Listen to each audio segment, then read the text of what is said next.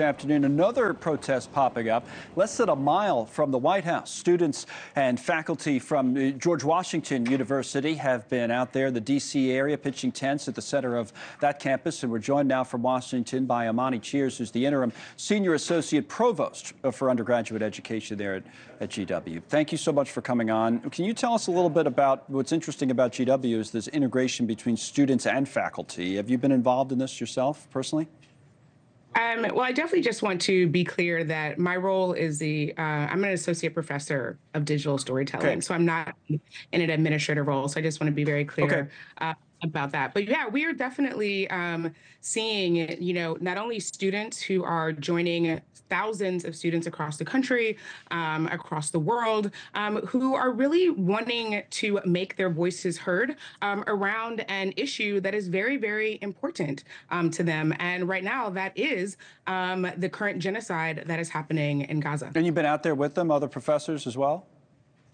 Yes, I was able to go down yesterday evening, standing in solidarity with our students, ensuring that our students had some of the basic necessities that they needed, everything from water and food.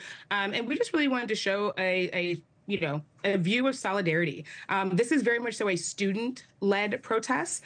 This is not faculty-led, but I think it's really important that students see their faculty supporting their First Amendment rights. Now, I know calling for a ceasefire is probably the main thing that you see down there at the protests, like we see at many of these other protests. But this other call that we've heard from many people is that the universities should divest.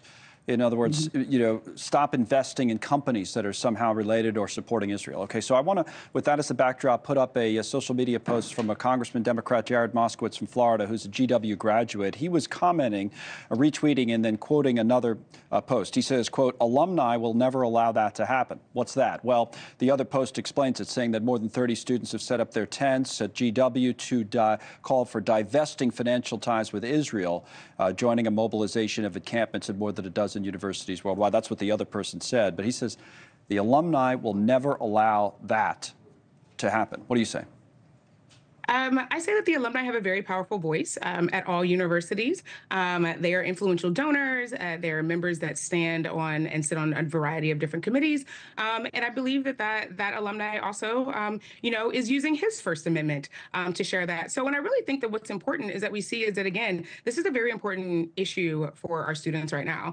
And what we teach our students to do is to not only utilize their voice, but to also make sure that they are, paying attention to the world around them, and that they are, really trying to seek, the things they want to be the change that they want to see in the world. They want to make sure that their voices are heard. So whether it be, divestment from fossil fuels, divestment from, companies that profit from genocide, right. These issues are things that the students are always going to bring to their administrations. They've been doing this, and which I think is really important, is to provide the historical context. I know we're talking obviously very contemporarily what's happening right now, but as I explained to my 10-year-old son, who I also took with me downtown yesterday, this current encampment is directly across the street from my office, and I wanted him to see that every major liberation movement across the globe, but in particular in the United States, has been started by young people. I wanted to him at 10 years old to see what individuals who are only, a couple years older than him, 8, sometimes 10, maybe 12, that they are really standing up for something that they believe in, and it is really important to do. Is the other side of it, you talk about showing all views, just real quick before we go, what about the other side, the pro-Israel side? You know about the anti-Semitic reported incidents at places like Columbia, but what about presenting that side to young people as well? Oh, I mean, absolutely. I think it's very important that we show all of our children, all aspects and all sides. I personally, as a parent, so this is not me speaking as a faculty member, but as a parent, I have been raising my son to be very anti-apartheid. I grew up in South Africa. My son is half South African. Okay. And so it's very important. We've had these larger conversations.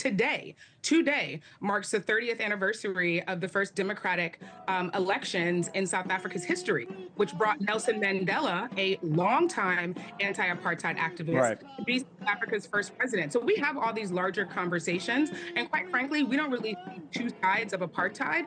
There are larger issues of this ongoing conflict in the Middle East, but we are fundamentally, as a parent, well, a lot of people remember similar protests in the 80s to the topic you're talking about at similar universities. All right, for now, we'll wrap this up, but we appreciate you coming on. Imani Cheers is a professor at GW. Thank you.